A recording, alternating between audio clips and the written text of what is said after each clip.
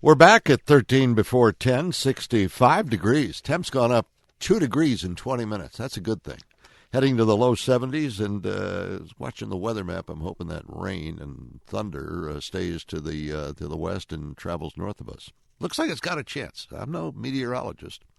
And I did not stay at a Holiday Inn Express last night either. So let's welcome in Congressman Thaddeus McCotter, who's back in town right now from Washington, kind enough to join us with so much going on in D.C. these days. Good morning, Congressman. How are you? Oh, Frank, thanks for having me back. Well, good to. It's always good to have you on the show. You know how much we enjoy our discussions. Last time you were on, you were trying to decide what gift to buy your wife Rita for the anniversary. What'd you decide on?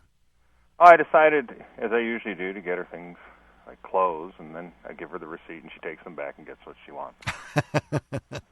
That's it's almost easier to just give her the credit card to begin with, and then follow along and smell it burning at the store. Have you tried that, Frank? How'd that work out? I just look at the results later on, and say that's really nice, honey. She appreciates the effort, and that's the best I can do. It's the best I can do. Yeah, well, that's good, though. That's good that you make the effort in the first place. All right, so in Washington, there's a lot going on. And what's amazing is how stories grab headlines and sort of suck all the air out of the room and away from other important issues. And so we don't hear talk about a budget that's been passed in the House and is left to die in the Senate again. Instead, we're hearing about a new stimulus plan that's being enacted by the Secret Service over in Colombia, their own version of it, and all these hookers and this controversy over there. Is that going to have a major impact on our way of life, on our government? Assess all that for me. Well, I think obviously there's real concerns about the protection of a president. There's real concerns about national security. And the House and Senate are both looking at the matter to get to the bottom of it. I know the administration is. And I think this is one area where you'll find bipartisan agreement that if the facts come to light, that this scandal is as bad as has been reported, you'll see action taken. Again, this is the Secret Service. This is an exemplary organization to date, and this is an unfortunate smear upon the record. And if the facts again prove that it's happened, I think you'll see everybody out in Washington taking appropriate action to make sure it doesn't happen again. Yeah, well, it's easy to make light of, but you do raise some very serious issues there, and security of the president's number one. When you're engaging with total strangers in a hotel room where you may have information either on paper or electronically about the president's movements, locations, etc., that's very serious stuff, isn't it? Well, it's very serious. President Obama, as well as his family, as well as other members of the cabinet, or anyone else the Secret Service is charged to protect, have to have ultimate, absolute confidence that they're going to be performing their duty and up to the standards of protecting them so that they can concentrate on the duties that the people have entrusted them with. And I think that that's something that everyone agrees on. And again, that's why I think that there is rightly, despite the more salacious aspects of the scandal, I think it's one of the things that everybody's keeping their eyes focused on. Yeah. Well, the other part of it is you hope that this is only a very select few people and not some widespread spread problem that's pervasive throughout the service. Absolutely. And again, that's why I cite their exemplary record in devoted service to date. And any organization as individuals who will do something that can reflect poorly on it, let's just make sure that the people who did something are held accountable, and those who didn't are not dragged into the mess and have their reputations hurt. Yeah. Speaking of reputations being hurt, what did you make of the photos printed in the L.A. Times of some of our soldiers in Afghanistan posing with the dismembered bodies of terrorists who blew themselves up with roadside bombs they were constructing to try to kill our troops?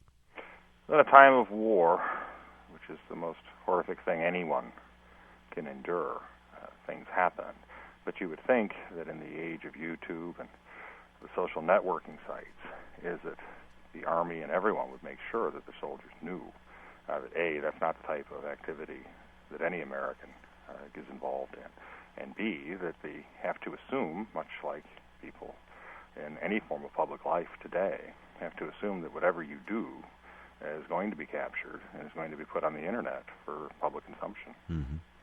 Let's talk about domestic issues here, if we may. The Real Unemployment Calculation Act. You signed aboard as a sponsor, I understand. Talk to me about the unemployment rate, the numbers we're getting. Are you not satisfied that we're seeing the accurate numbers? Well, this is something that will affect, most importantly, the American people, but it also affects both parties, obviously. It's been introduced by my colleague Duncan Hunter from California. It's H.R. 4128, and it's a one-page bill. It's called the Real Unemployment Calculation Act. And what we want to do is, as you know, Frank, sometimes the unemployment numbers come out, the U3, which is the one everyone cites, and you'll see a strange occurrence. You will see where more people are hired, and yet the unemployment rate seems to stay the same or even go up. And people will ask, well, how can that happen? And the converse occurs. Well, the problem is that according to those numbers, people who have stopped looking for work within 4 months because they've been discouraged aren't included in the calculation. Now, when you think about the Washington logic behind that, what you have, Frank, is if everyone in America lost their jobs and stopped looking for work, our unemployment rate would be zero. Which is insane. Exactly the problem, right? Yeah, which is insane. And so what Representative Hunter's done and what I've co-sponsored is to start using what is the U5 to include people who have not been actively seeking work in the past 4 weeks to show the absolute numbers of people who are unemployed, people who are receiving unemployment insurance, so you can get an accurate gauge on the real job climate in the country. And it goes back to a very simple thing that you learn, I guess, when you're young. It's better to have bad facts in front of you than fantasies. Well, why not use the U6 number that gives us the underemployment figure as well from those who have taken part-time jobs when they went full? Well, that's true. It's also a possibility, but I think what Duncan was aiming at is the actual people who are not working at all. And I think he wanted to make a very clear bill, a very clean bill. And if you start to throw in individuals into the calculation who are underemployed, you start to blur the line between people who cannot find work at all. And I think that that's what he wanted to do. And what's the reaction been over at the Labor Department from the statisticians there? They've not talked about it, but they have confirmed that it's not asking them to do anything new. These are numbers that are already collected, already calculated. And what we want to do is make sure that the numbers that are used, not necessarily by the Bureau of Labor Statistics, but by the people who talk about such numbers, give as good of it as an accurate a reflection on the economic climate as possible. All right, so the current rate, the U3, if you will, is 8.2%. The U5 number that you say we should be using is actually 9.6%. So unemployment's almost a point and a half higher, actually. Right, and again, it's because a lot of people become discouraged.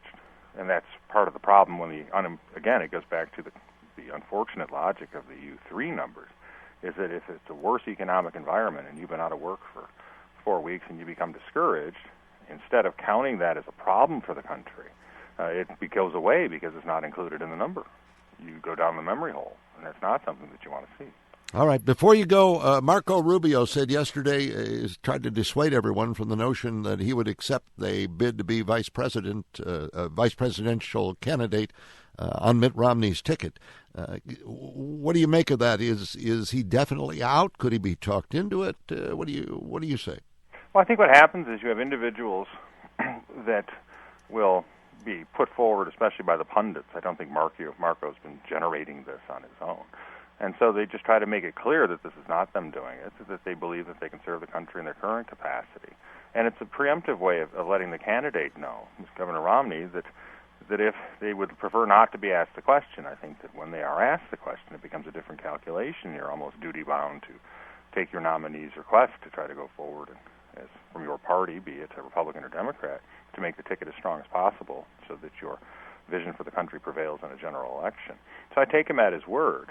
And I think overall, Governor Romney is going to make a good pick. He's going to think about it, do his due diligence, and I think that the party will get behind whoever it is. All right. Appreciate the time, Congressman. Have a great weekend. You too, Frank. Thanks. Take care now. Congressman Thaddeus McCotter here on The Frank Beckmann Show.